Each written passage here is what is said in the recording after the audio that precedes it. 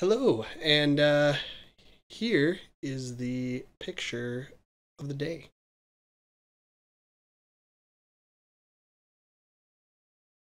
Hello, people of the internet. Hope you're having a great day out there.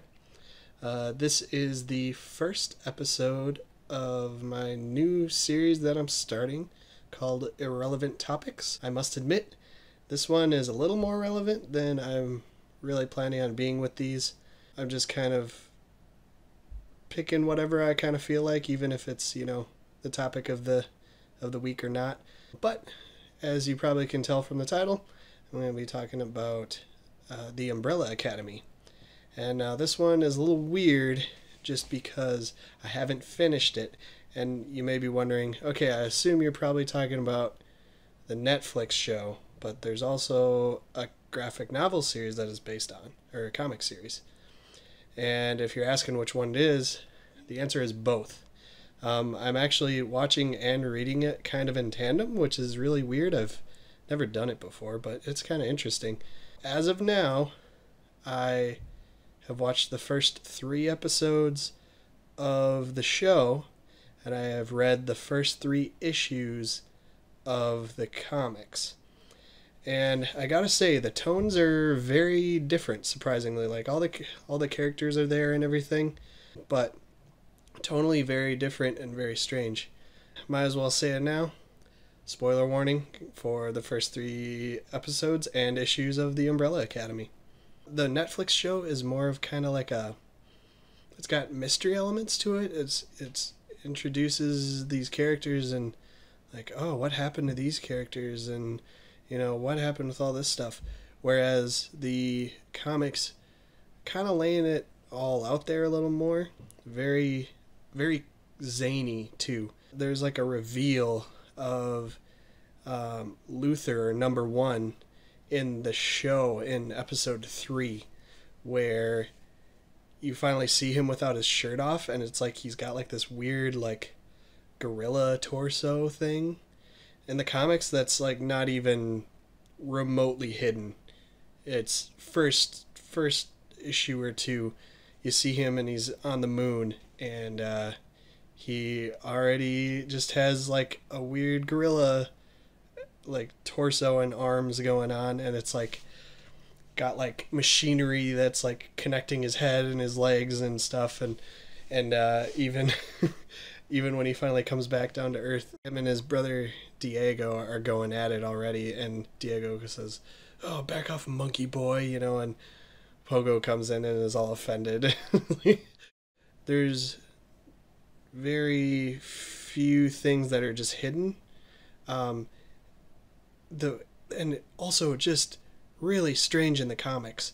Like, first page is just like the first, or the day everything changed is when this wrestling guy did the atomic elbow on this octopus thing. And honestly, reading the comic, just had no idea what was going on with that. And like, I guess it's kind of showed in the comic later, but it didn't really click for me until we were watching the show, and you see the part where Ben is like, they're like, "Come on, take care of those guys." And he's like, "Oh, do I have to? I don't wanna." Like, "No, you have to do it." And then he goes, and like there's tentacles all over, and he like kills a bunch of dudes, assumingly, because he comes out covered in blood and all that. So I'm assuming that that's Ben, and that he died in the wrestling ring, I guess. So we'll see if that gets played out in either the comics or the show. I don't know. Don't tell me, guys. I want to know. I want to watch it.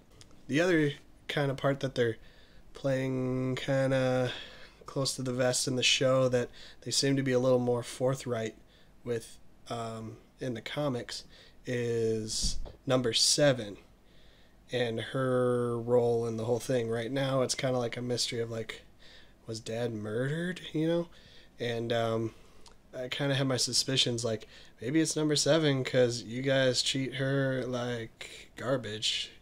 She, no one really likes her that much, and is unnecessarily mean to her, very strangely. But I guess if you're raised to say, oh, she's not special, then maybe that's just kind of what you do, I guess. But in the comics, the bad guys just come to her and are like, hey, help us end the world. And she's like, no, why would I do that? And then they're like, should we chase her? And the main bad guy's like, no, she'll go to her family for comfort, and they will give her none, and she'll come back. So, my guess is, yeah, she's gonna have something to do with either the end of the world or the father's death. I don't know. That's just my guess. That's my guesses so far. Last thing to note is the music in this show is really weird, but somehow works. There's been just a number of licensed tracks that just come in, and I was watching it with my roommate, and we were just kind of like, this is a weird song to go with this, but I was like, I'm kind of digging it. It's kind of weird. It's weird, but I like it. And then my other friend pointed out to me that in the beginning, when number 7 is playing violin, that the song that she's playing is actually Lindsey Sterling's rendition of Phantom of the Opera, which I wouldn't have known had she not pointed it out. So, thanks to you. Yeah, those are just my thoughts so far. It has gripped me more than most shows do.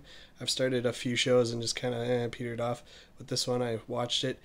Like, I'm trying to think. I think maybe the last show that I watched like this was Stranger Things, where I was just like really hooked and wanted to keep watching that, and like Parks and Rec.